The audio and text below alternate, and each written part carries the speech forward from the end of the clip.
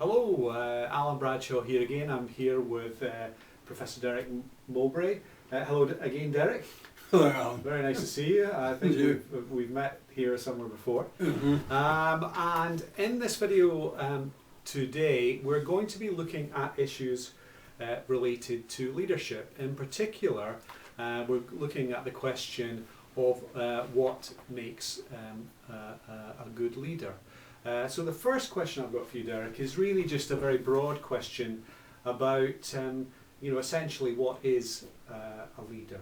How would you define a leader? Well, I think the first thing we have to do is to appreciate that we all function within the context of organisations. Mostly organisations are very informal, such as dinner parties, bus queues, and things of that sort. Very informal, flexible. They rise, decline all the time. But they are organisations, and they have structures, they have purpose, there are relationships between people that we all try to understand and interpret. In more formal situations where we've got enterprises of various sorts, then leaders are the people who take a lead. They are the people who essentially are active in trying to achieve some form of activity within the context of the organisations that they're in. So what, everybody I'm sure would agree that leaders are critically important to the success of an organisation. But what would you say makes a good leader? Well, I think there are a couple of things to think about. The first is the ability of an individual or a group of people to almost horizon scan to understand the context, the environment within which the organisation exists, and to find a way to implement the purpose of the organisation within that context, and to really understand what the pressures for change and adaptation are in terms of the outside world. So therefore, the first thing to think about is the leader needs to look outwards. The second is for a leader to look inwards, because inside an organisation, clearly the workforce is the most valuable asset that a leader has. So a good leader has the capacity to not only look at the outside and look at the pressures for change on the external, but has the ability to draw people in and to persuade them to move forward with him or her in order to achieve the purpose of the organisation itself. Mm-hmm. And you talk about the attributes of good leaders, especially in terms of their some of the behaviours that are really important for a leader to have.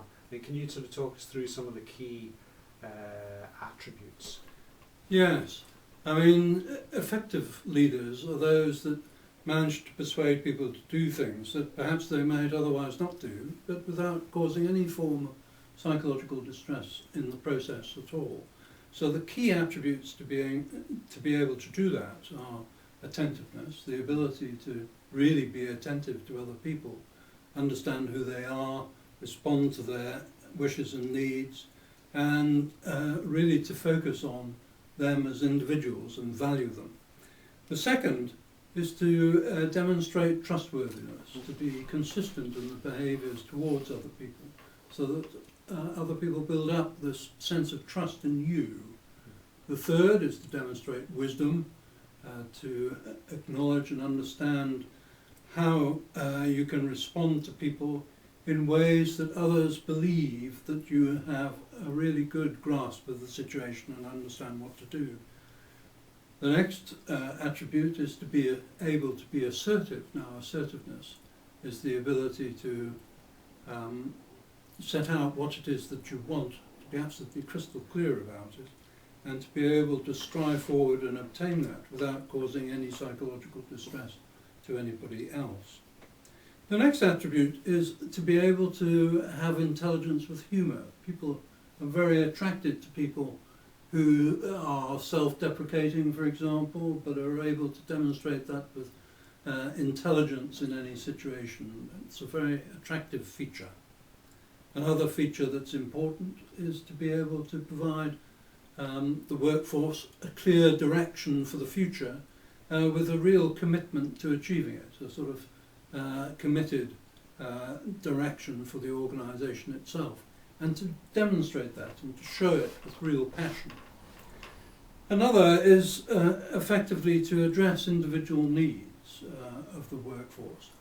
And the last particularly important attribute is the ability to nurture others, to be able to delegate responsibilities and challenges to other people, and to nurture them onwards and to bring them forward and engage them in the organisation itself. Yeah, well, that's a really good sort of summation of these attributes. I suppose, you know, just a last question is related to some of our sort of core beliefs and values. I mean, you know, we are very motivated to address issues such as stress and to improve well-being and performance. How do you feel these attributes can enable, you know, these leadership attributes can enable stress to be prevented and well-being to be enhanced? Well, essentially, all of these attributes promote commitment, they promote trust, and both commitment and trust are the known antidotes to psychological distress. That if you can create commitment and trust between people, then stress does not exist. And the other positive aspect of this is that both commitment and trust create social and emotional engagement between individuals and their leaders and their organisation. So these attributes are really directed towards creating well-being, and if you create well-being and people feel well at work, then their performance improves. Okay, thank you very much. Thank you. Thank you. Thank you.